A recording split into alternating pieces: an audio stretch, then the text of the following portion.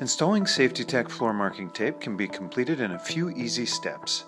First, start off by sweeping the floor, ridding the surface of dirt and debris.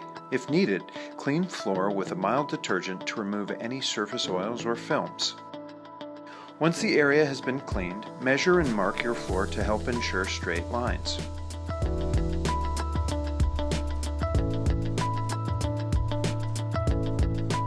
Remove a small portion of the backing from the tape, then press down on the surface to anchor the tape to your floor.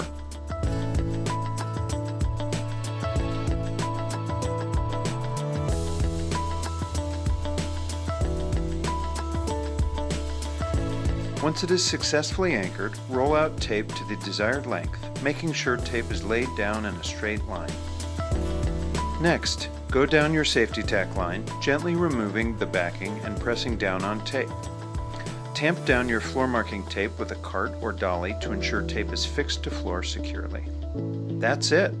SafetyTac should now be installed and ready to perform. Although immediately bonded, we do recommend allowing 6 to 12 hours to fully cure before exposing to water, chemicals, or heavy equipment traffic.